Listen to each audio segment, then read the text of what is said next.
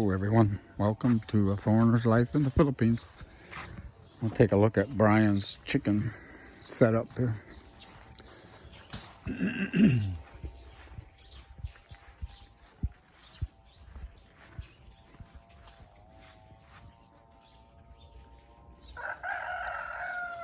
More banana trees. We had set this up here originally. Oh, that's a lot of chicken. We a lot of we were talking before, and I was telling you a big thing in the Philippines when I was researching coming here is you just couldn't find information. Right. And so, that was why we started the channel of Foreigner Farming in the Philippines, so that people could get an idea of what is going on. And so I wanted to get real numbers on if raising broilers there was any kind of profit in them at all. And so that's why these pens were built. Gotcha. So we built these and we stocked them with broilers and we raised them and they did okay. And the bottom line was on the broilers is that when you figure in the labor to slaughter them, pluck the feathers, and what you end up with, it's about the same as what you can buy chicken at in the store. It's only within two or three pesos. Really? 2 or 3 pesos cheaper in the store than what we could raise them for. Ah. The advantage, and it's a trade, so there's no economic advantage in raising your own, and that's not taking into account all the expense of the pen. So it actually costs more money to raise them than you can buy them, right? Wow. Yep. One reason for that is you can't get feed in bulk here. It's all in a sack. There's no 10-wheeler or 18-wheeler truck that backs up and augers it into your silo. It just doesn't happen.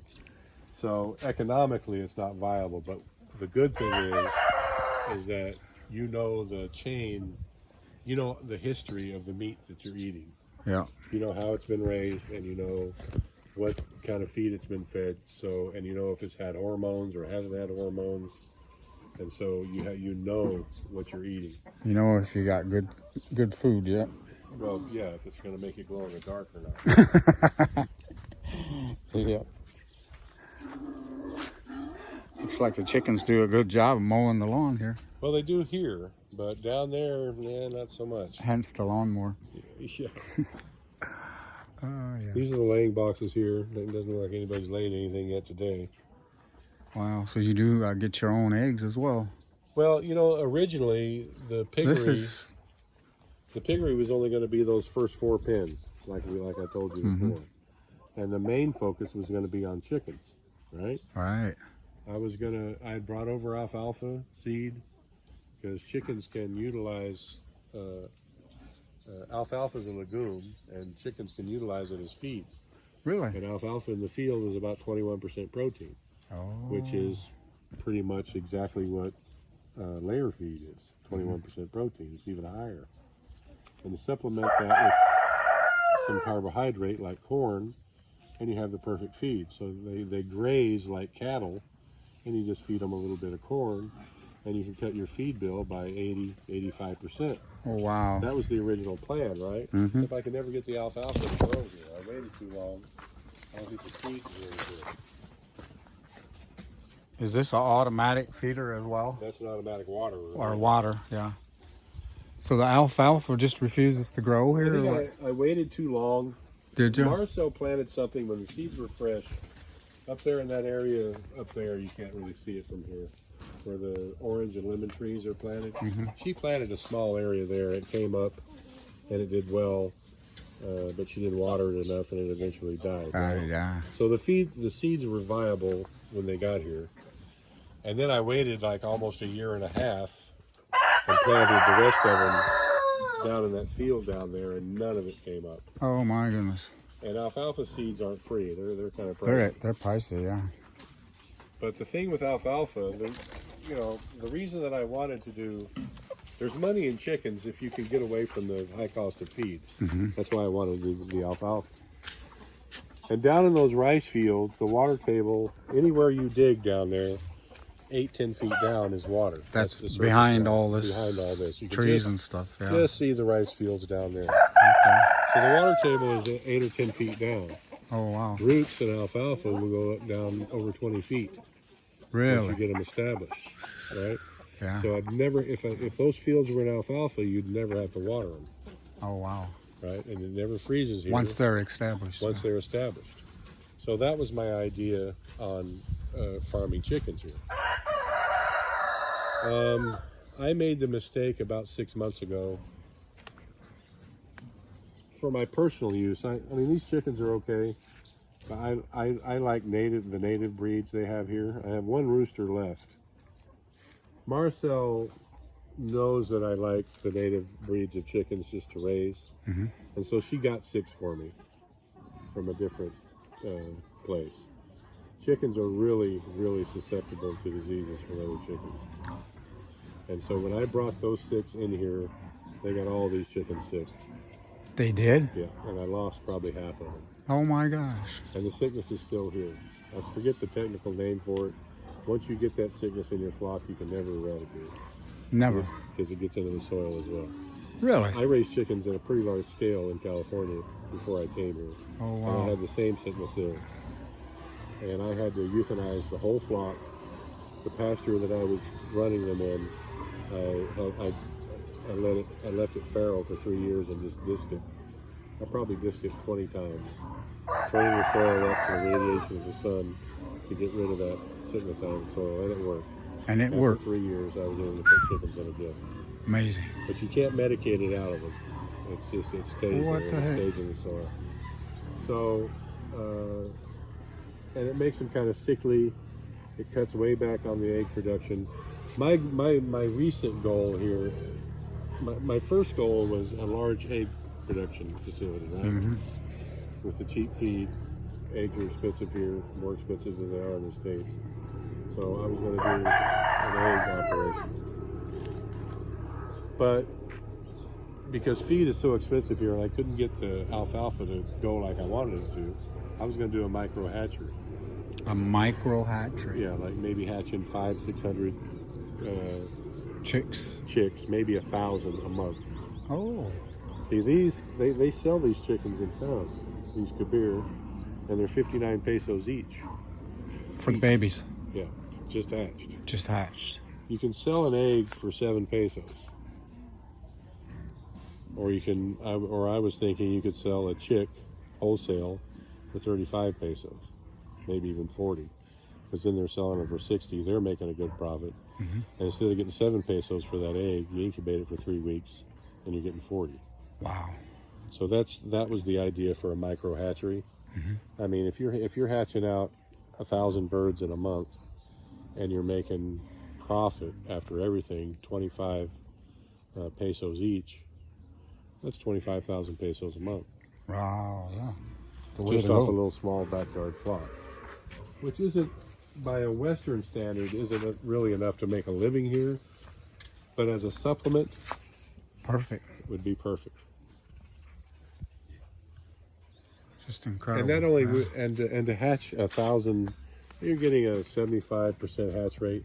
To hatch out 1,000 chicks in a month, you only need like 40 eggs a day. Really. So you only need a flock of 60, 65, 70 hens. And A small flock. small flock, Yeah. like what I have here. So it's something easily done, and you can. And if you want to make more money, and if you have the market, then have more More hens. chickens. Yeah. And Now this so is you- changing the subject, but I really like that roof. Did your guys here put that up there? Tatai and Mirio built this. Oh, nice. There's a, it's kind of a running joke between Tatai and I. This was supposed to take 3 days and cost, the budget was 15,000 pesos. And I asked Tatai how long it'd take him to make it, and he said 3 days. It ended up costing close to 30,000 pesos, and it took him 10 days. Oh. So whenever Tatai I'll ask Tante how long it's going to take him to get something done, and before he answers, I'll say 3 days, right? It's kind of a joke between us, even though I know it's going to take more than that. Yeah. But he did. I mean, this is the best chicken coop on the whole, I'm sure. Oh, it's I mean, he awesome. built this And like a house. the It roof looks doesn't have any watermarks like it's leaking. It's not leaking. I mean, it went through the last typhoon. I mean, it was 2x3s Yeah. that he used on this. 3x3s and 2x3s. That's enough to hold a snow load. Yeah. I mean, it's wood that I had. It's wood that I had laying around. Why not use it? So he did. I mean, this will outlast me probably. Put it to good use, yeah. Yeah. Awesome. And we've got so much going on now. That's why we don't have chicks in this.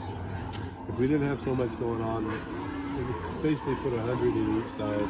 Baby chicks. Baby chicks, yeah, raise them up. We raise broilers in here, the white ones, which is what you buy in the store.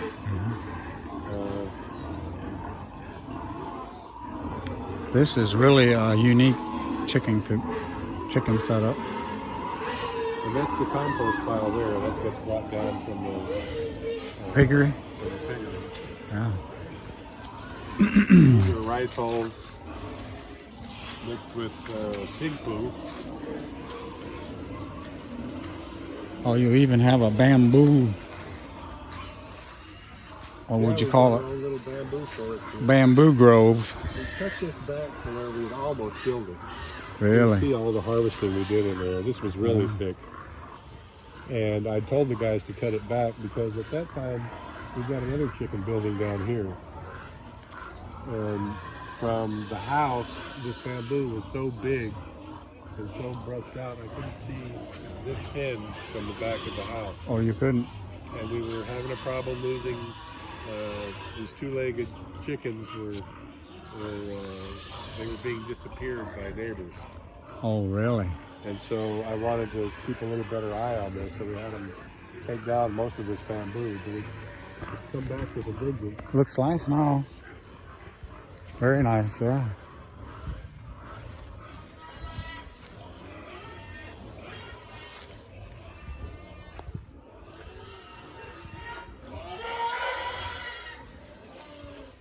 It's getting to be feeding time for the pigs. Is that what it is?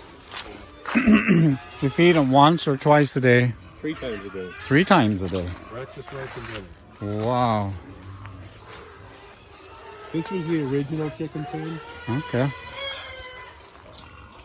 When I was incubating, because I have several incubators now. And when I was incubating chicks before, we would start them up at the house, and when we got about a month old, we'd bring them down here and put them in this. Put them in this one, yeah. And then after they got to be like 2 months old, we'd let them out with the regular stock. Yeah. This was the original chicken pen. Amazing. I'm not gonna do anything with the chickens on a scale like I want to do until I can put chain link fence all the way around them. Dogs, two-legged predators, 5-finger discount. 5-finger discounts. Not worth it. Yeah. It has to be a lot more secured than what it is. Yep. That's getting kind of long. Thanks for checking in, guys. Please remember to like, comment, and subscribe.